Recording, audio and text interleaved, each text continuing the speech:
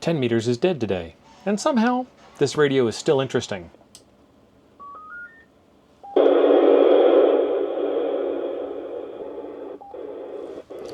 Check that out. This radio is not what it says it is on the box. 60 watts peak envelope power on AM. Noise reduction. Color changing dial. Green, blue, cyan. Cyan's usually my favorite for doing video stuff because it shows up really good on camera. There's yellow. There's purple. There's white. White still looks kind of bluish to me. Every design choice points somewhere.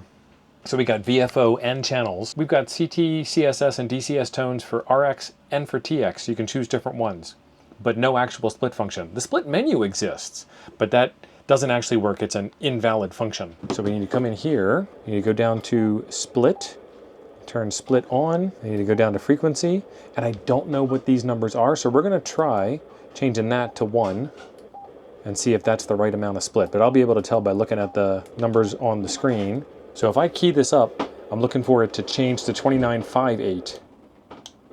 And it didn't change to 2958. Is my split on now that I made changes? Split is on. Let's experiment and see what 4 does. And that's still not flipping over when I key up. So without having a real split, it's going to be almost impossible to get on repeaters. There's this one down in Mexico, 10 meter receive and 2 meter transmit. Gotta have 2 different radios for that one though. And you gotta be within 2 meter calling range of Mexico. So not for me. I mean, I'm close to Mexico, but not that close. AM, FM only, 10 meter labeling, CB mod. No engineer does this accidentally. Backside of the radio, we've got a typical UHF connector. We have an external speaker connector, and then the power cord is hardwired on with some pre-tinned leads on the end. And what I'm going to do is grab one of these out of my stockpile here. This is power poles on one end and lever nuts on the other side, so 0 soldering. I'll leave a recipe down below for how to make one of these, but they are super fantastic to work with. And if I was doing something really long-term with this, I'd actually trim this copper back a little bit, but shove it in as far as it'll go and put it down. And those guys, no matter how hard I try, they're not going to touch, and I'm not going to try hard at all. So I'll be fine. Before I get in trouble with the lawman, there we go with that. And as far as 10 meter export radios go, this is a fantastic form factor. You know what? I got to get back to the overhead. I want to take a look inside and see what's going on in here. And I'm going to show you that illegal CB transmit mod too. Simple workbench screwdriver set with all the tips. And the tip that we need is Phillips. What kind of lips do we need? Phillips. All right, open her right up. What do we get? We get the bottom side. Okay, well, that was interesting. Little flyaway there. But that looks great. Not much to show you, so done. We'll just take the one out of the bottom, put it right in the top. All right, flip it over. Try again. These 4 screws are for the speaker underneath of the speaker grill, so be careful when you pull that up that you don't yank it out, but if you do, it's a JST connector in there.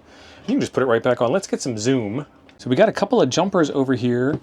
What do we got? This one is J102 and J103, and they are both on, and they don't say what they are, but most of these don't say what they are. This one here says dip, and it's pointed away from me, so I'm not the dip here. Very well constructed overall. A couple of good parts over here on the all aluminum. I guess might even be pot metal, I don't know, it's kind of dull. But it's on the chassis. They scraped it down a little bit to get a better electrical connection. That one's got some heatsink paste between it, so that one's for heat sinking. Lots of shielding in place for these guys. And then there's another J101, so we got 3 jumpers there. And then I'm guessing our final transistors are hidden behind this heat plate attached directly to the heatsink. But this one right here, right down here where it says 1, 2, 3, that's the one that we're interested in. If you wanted to change this over to a CB deal, you need to remove it from 1 and 2 and put it on 2 and 3. And then when you turn it on, hold down the frequency and the set key at the same time and turn it on, and there's a little menu and it says ham or CB. Extra stuff you get in the box: manual, programming cable, mounting bracket, and some mounting hardware. Sweet. And without any SSB, there's going to be no real 10 meter DX on this, because that's where all the DX lives, is in that sweet, sweet band. I know, I tried to work SSB into something. It's not. It's a mode, not a band. So if this is your first 10-meter radio, stop. That is not what this thing is meant for. So what is this thing actually meant for? Simplex stuff, same frequency comms. You're talking to your buddies, you're doing a convoy, kind of local stuff. Maybe you're doing a caravan going from RV park to RV park, ranch, off-road, farm, truck convoys. Or if you are coming up from the CB world, maybe you just want to just get a little teeny tiny taste. Not a full taste, just a little taste. This is a CB with curiosity, not a ham radio with ambition. If you judge this as a bad ham radio, you're right. If you judge it as a strange but honest local comm system, this is where it shines. It suddenly makes sense. Power level is low, mid, high. All right, we're gonna have it on high. And then SWR, it'll start complaining at 3 to 1 SWR, which is in order to save your finals. CQ10, CQ10, this is Kilo Mike 9 Golf calling CQ on 10 meters. 47 watts on 10 meters from Southern Arizona. Kilo Mike 9 Golf. Anybody out there? 2900, 29. I have no 9. There's no 9 on there. There it is, up there. 0. There we go, 29000. 29000 is the AM calling frequency. We're gonna do the same thing. It's probably gonna need a tune again because we moved down in the band some, but I'm gonna look at the power meter and see what we're putting out. 21 watts. SWR is not bad. Can we do any better? There we go, 22 watts, 25 watts. CQ10, CQ10, CQ on 10 meters. This is Kilo Mike 9 Golf calling CQ on 10 meters and listening.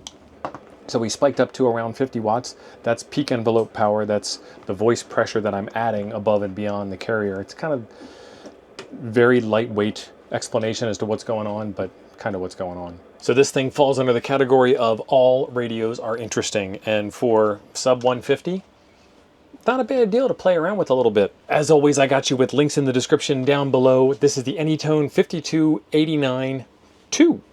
They do make quite a few other models of radios, so while you're out there, click the AnyTone store and see what else could be in store for you. There is a video right over here I think you'll enjoy next. Thanks for being awesome. I'll see you over there.